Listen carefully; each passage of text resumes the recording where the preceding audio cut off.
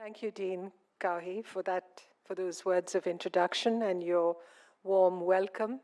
It's wonderful to be here at the Center for Global Transformation at the University of California at San Diego, and to watch the beautiful ocean in front of me and to see all such friendly faces in the audience. I just got here from Bangalore in India. That's in the south of India, for those of you who haven't been to my country. It's considered the technology capital, the Silicon Valley of India in some ways. And it's a hub of global technology. A lot of R&D goes on there. But it's also a city that when I was growing up used to be called a pensioner's paradise. I'm a pensioner there, but it's no longer paradise, I can assure you, because it's grown every which way. And like most of our cities, it's coping with a lot of influx of population and development of infrastructure, long way to go in that direction. But it's very much a symbol and a living embodiment of a very vibrant democracy, defined by diversity, and so expressive of what India is today. The topic of my speech today is India in the Indo-Pacific world. And I'm going to look at it from my experience as a diplomat for my country. I served almost 4 decades as a diplomat in the Indian Foreign Service, so most of my life has essentially been in the trenches, dealing with difficult relationships as with our neighbors. I was India's High Commissioner to Sri Lanka. There, I think, the first Indian woman to be High Commissioner to Sri Lanka. I was also the first and only Indian woman so far to be the spokesperson of the Indian Foreign Office, which I can assure you is one of the toughest jobs that you can imagine. Spokespersons anywhere will tell you that. So I chose this topic because I believe it expresses so much of what challenges India faces in its diplomacy concerning the immediate neighborhood as well as the region beyond. And it was interesting also because this definition of India and the Pacific coming together in the Indo-Pacific, and in fact something that the Americans have embraced quite enthusiastically over the last few years. You're aware that the United States Pacific Command has now been called the Indo-Pacific Command. It's based out of Hawaii, as you know, and some put it expressively as a region stretching from Hollywood to Bollywood. So that's the Indo-Pacific world. So let me begin by saying how in June 2018, at the Shangri-La Dialogue in Singapore, Prime Minister Narendra Modi of India spoke of India's vision of the Indo-Pacific, the subject of our discussion today. It had been a good year so far in what has come to be termed as India's Act East policy. We began with Look East, as you know, sometime in the early 90s, and now it's sort of metamorphosized into Act East, which I would understand it as something much more activist, much more action-oriented, much more focused in terms of the drive and determination that India attaches to relations with Southeast Asia and East Asia and the world beyond. So that year, 2018, 10 leaders of the ASEAN, the Association of Southeast Asian Nations, had together visited Delhi as the government of India's honored guests on Republic Day, which falls on 26 January every year. So January 2018, they had all come to Delhi. And it was befitting that they should have come from the East, as the Prime Minister termed it. He's fond of really connecting these images. And he said the East was where to which the Indians had always turned for thousands of years. It was to the rising East that humankind, as he said, was now turning to see the promise that the 21st century held for them. The destiny of the world, he said, would be deeply influenced by the course of developments in the Indo-Pacific region, and that this was a new age of promise. He was confident that the future that awaited us all would not be as elusive as Shangri-La. Those of you who've read James Hilton's book would know that. And that the collective hopes and aspirations of the peoples of the region would shape that future. Singapore had shown the way in this regard with its openness and dynamic spirit. For that great nation, in Mr. Modi's words, had shown us that when the oceans are open, the seas are secure, countries are connected, the rule of law prevails, and the region is stable, nations, small and large, prosper as sovereign countries, free and fearless in their choices. For India, the term Indo-Pacific is a concept that embraces both the terrestrial world and the oceanic. And as you know, in very many ways, India sees itself as a terrestrial power as well as an oceanic country. And just as the Himalaya mountain ranges have become a source of divine strength and inspiration for Indians through the ages, the idea of India has equally been defined by the oceans that surround us. And let me use a Sanskrit phrase, which I'll explain. Setu Himachalam. It's the motto of the Survey of India, the organization that mapped the vast expanse of our subcontinent from the British days. The peninsular expanse and the heartland of the Indo-Gangetic plain and the mountains that we believe are abodes of the gods. This is Setu Himachalam, that is from the sea that surrounds the peninsula down in the south to the soaring stratospheric Himalaya. You say in this country from sea to shining sea, and we say from the sea to the mountains. And most importantly, these seas are human seas. Both the Bay of Bengal on the eastern shores of our peninsula, our gateway to Southeast Asia, and the Arabian Sea that links us to the Arab world are both human seas, seas that were navigated, crisscrossed by human encounter, the gates of our history, of trade, communication, each wave of contact, refreshing and rejuvenating our collective histories as a people and defining the diversity and pluralism of our societies in a perfect encapsulation of give and take. It is no wonder, therefore, that the Prime Minister's words express the feelings of more than 1 billion Indians. Our interests in the region are vast, and our engagement is deep, he said.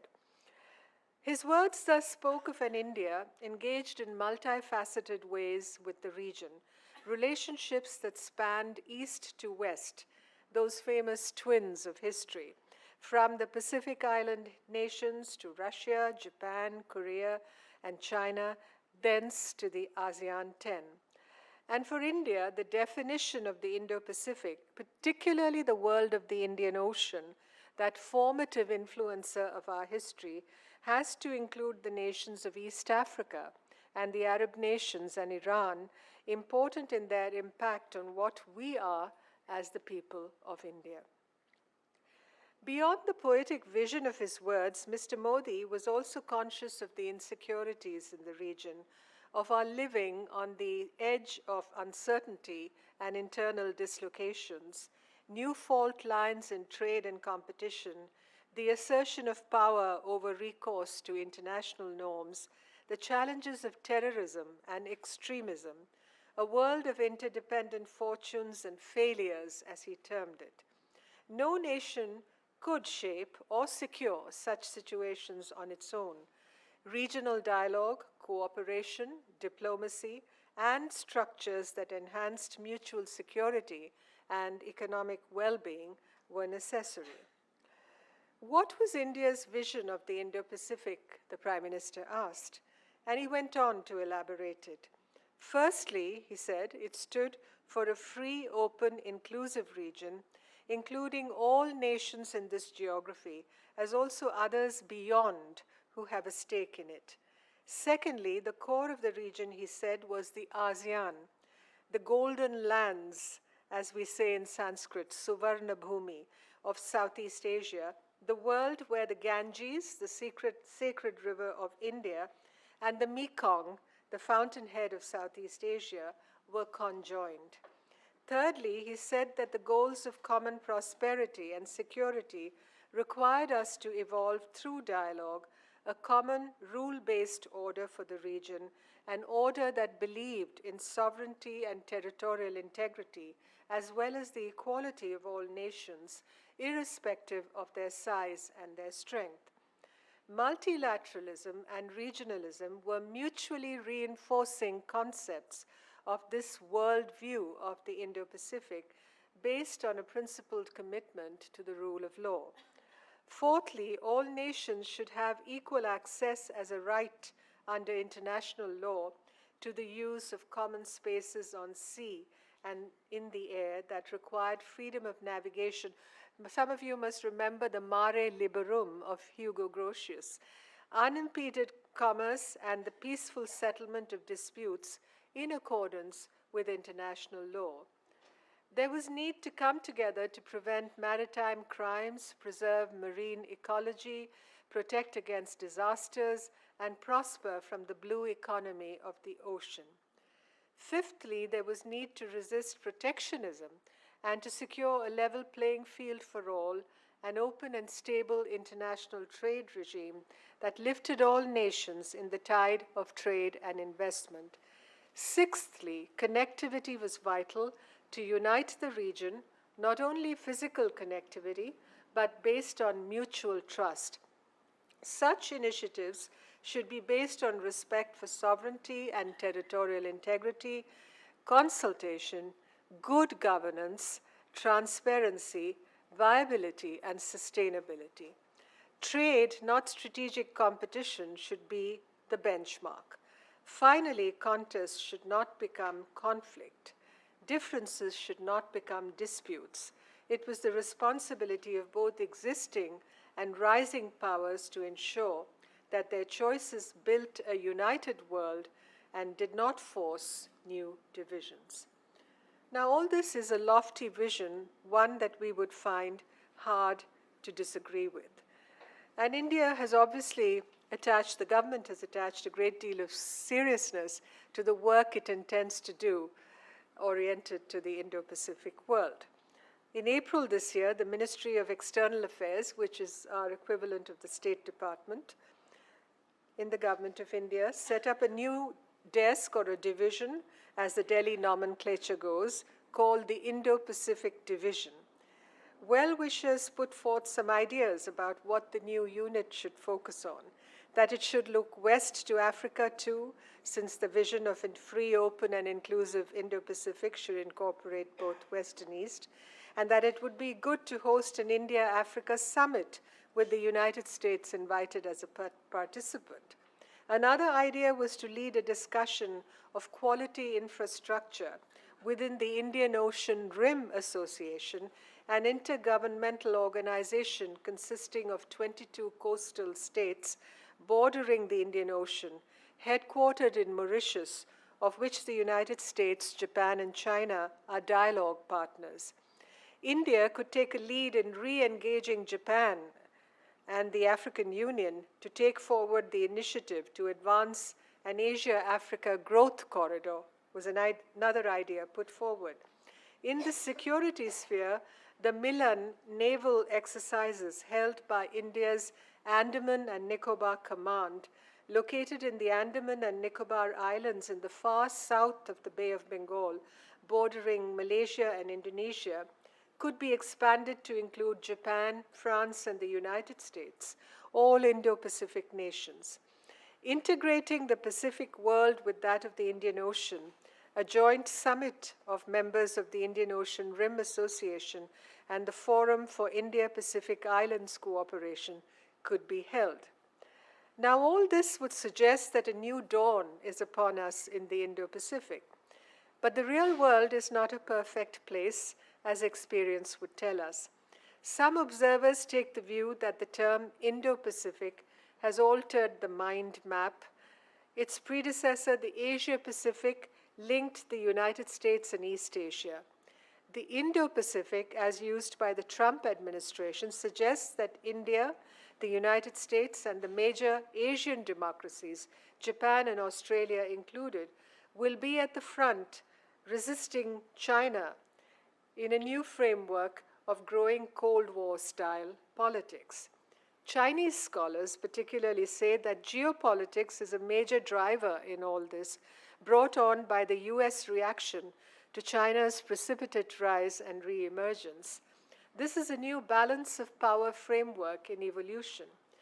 Therefore, an Indo-Pacific strategy for the region is in essence led by the United States, these views have it, in order to contain the rise of China and safeguard American leadership in the region. Japan, as a key ally of the United States in the region, plays an important role in this visualization and promotion of the idea, being equally concerned about China's rising economic and military capabilities.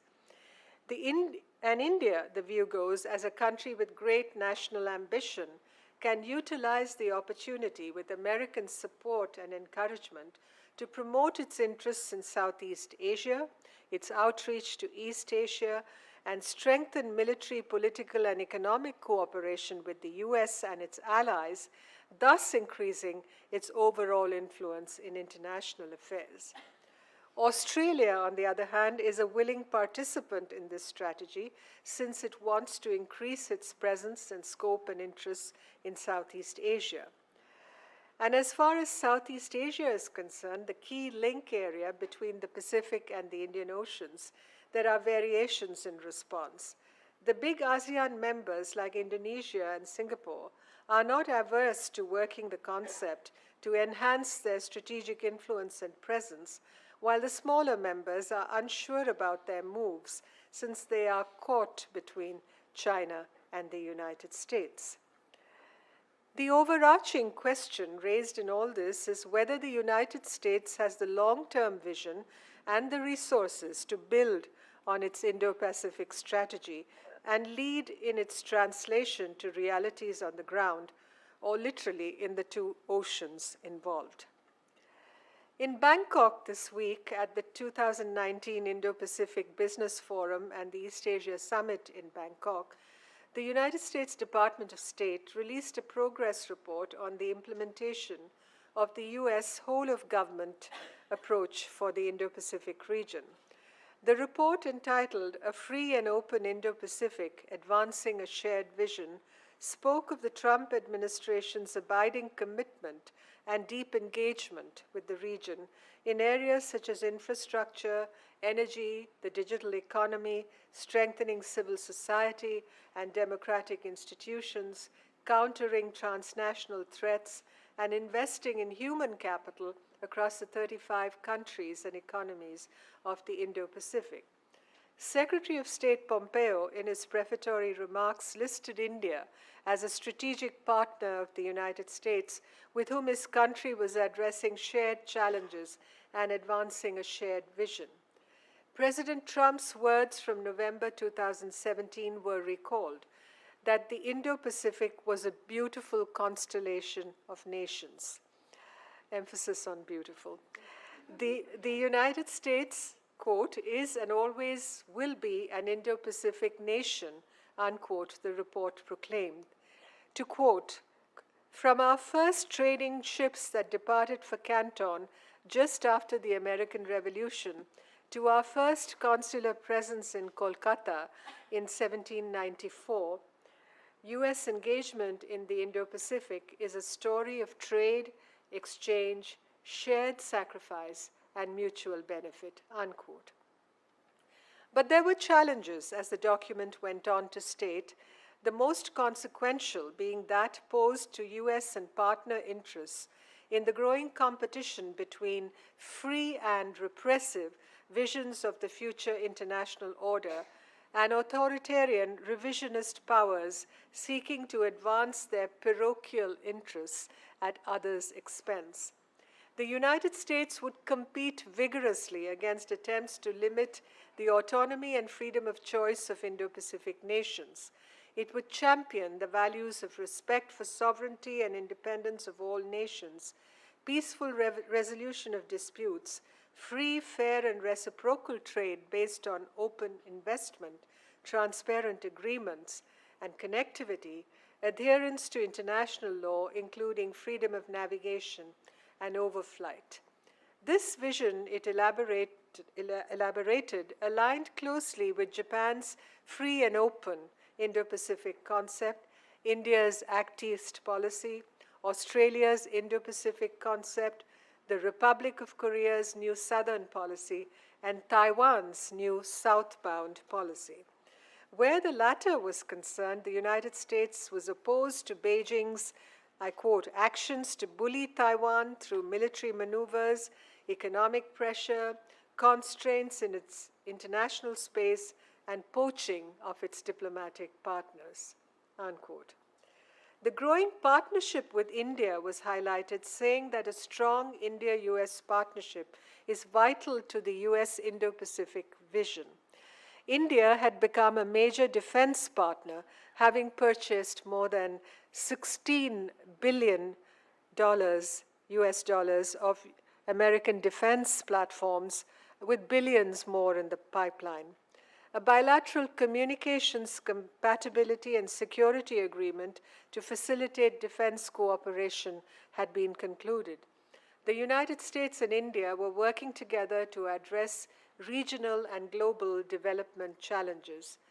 One institutional framework was specifically mentioned, the US, Australia, India, Japan quadrilateral consultations, the Quad as it's called, and it's a specific Chinese bugbear, as you know, that had been elevated to ministerial level from September 2019 in a historic first, and which was working on maritime security, quality infrastructure, regional connectivity, and counterterrorism and cybersecurity. The references to China were stark and uncompromising. The report stated, the People's Republic of China practices repression at home and abroad. Beijing is intolerant of dissent, aggressively controls media and civil society, and brutally suppresses ethnic and religious minorities. Such practices, which Beijing exports to other countries through its political and economic influence, undermine the conditions that have promoted stability and prosperity in the Indo-Pacific for decades, unquote. PRC claims in the South China Sea, it said, were unfounded, exemplified as they were by the preposterous 9-dash line. I think most of us would agree. I mean, who understands the 9-dash line? And were unlawful and unreasonable, imposing real costs on other countries who were inhibited from accessing over $2.5 trillion in recoverable energy reserves as a result. Instability and the risk of conflict were real as a result of this Chinese position. 67 years ago in New Delhi, in a meeting with Indian journalists and cultural personalities, embarking on a visit to the newly minted People's Republic of China, Jawaharlal Nehru, our first Prime Minister, said that the challenge between India and China was one that ran across the spine of Asia. Those were his exact words. In the Indo-Pacific, India and China are the two major terrestrial and maritime powers, with their roots firmly originating in the region. Collectively, they've molded the idea of Asia through their contacts over history with the countries of the region.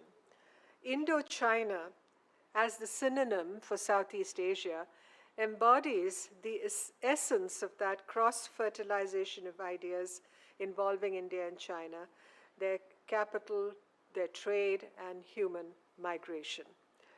As two large neighbors that share an extended and unsettled mountain frontier, the largest unresolved boundary dispute in the world today, India and China coexist, they compete, they are strategic rivals, not partners, and their relations are in a state of flux.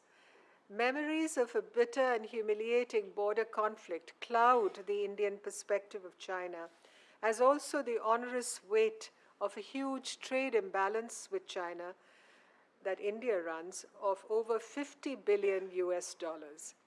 China's accelerating military strength and capability, coupled with a huge lead in economic power and influence, ensure a state of perpetual strategic wokeness about China in India.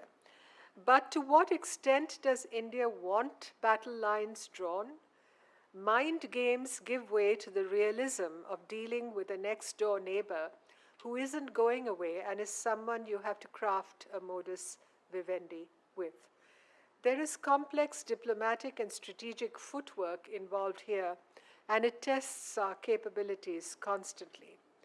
We have kept the peace on our borders with China for over 4 decades now, and that is no mean achievement.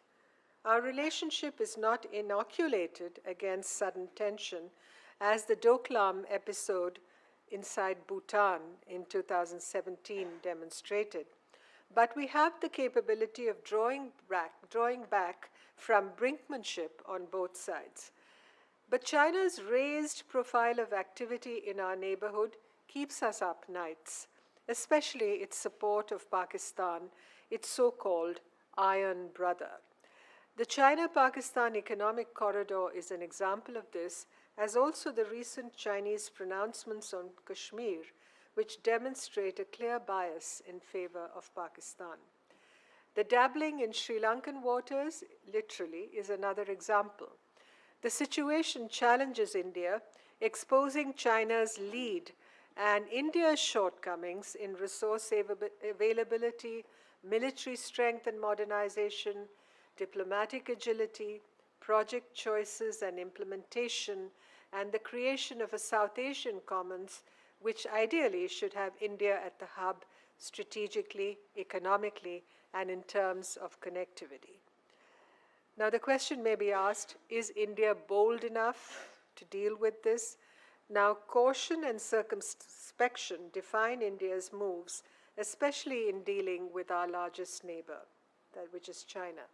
This is also seen in the manner in which we project our association with the Quad of the United States, Japan, Australia, and India, and in our reluctance to even take the name of the group directly in our references to its meetings and discussions, for obvious reluctance not to provoke China on this score at least.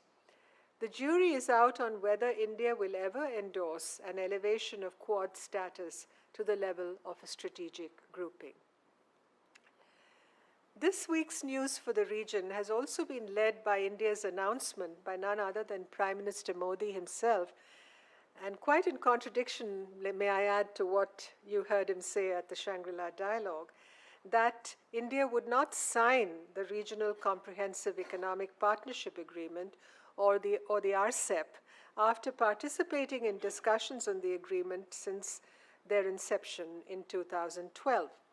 The move was obviously dictated by strong opposition from farm, dairy, and trading lobbies, the last worried about the China factor and the flooding of Chinese goods into the Indian market, from within India.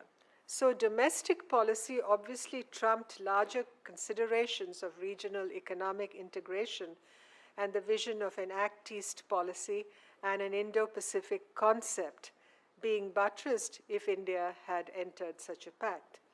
The implications are unfolding, but they will challenge India's credentials to prove that it is fully committed to being that bridge builder for the Indo-Pacific and acting east with purpose and commitment, joining regional supply chains and being increasingly integrated with the region in terms of trade, technology, and structural economic reforms and adjustments. India's External Affairs Minister recently said that India's neighborhood remains its first circle of priority. At the same time, with regard to the geopolitics of the larger region of the Indo-Pacific, Delhi follows a policy of multi-alignment with major powers, and the focus is on being a balancing and stabilizing force. India's geography gives it immense advantage in the region, particularly its position as a pivot of the Indian Ocean and its omnidirectional linkages across the latter's expanse. The rivalry between China and the United States imposes its constraints in the region, and India is no exception. For India, therefore, to focus on its neighborhood relationships and with its partners in ASEAN and with like-minded democracies, particularly Japan, and with the Gulf countries, home to the largest Indian diaspora in the world, and with the east coast of Africa, the island states of Indian Ocean and the Pacific, makes eminent sense. The priority is India's rapid ascent on the scale of economic development, technology improvement, infrastructure, and connectivity, and leveraging the full potential of the gifts it is naturally endowed with as a result of its oceanic geography. This will require engagements on various fronts: strategic, economic, political, and security. Over-securitization of the region is not an Indian goal. I believe that the priority is maritime domain awareness, connectivity, economic engagement, creating a rule-based, globally credible and coherent order for the region that respects sovereignty and territorial integrity, is against unilateralism and unwillingness to adhere by international legal institutions, and that which promotes human and energy security. The Indo-Pacific, therefore, in my view, ladies and gentlemen, is an evolving definition and concept, and its contours are far from being set. Thank you. I'll be happy to take your questions.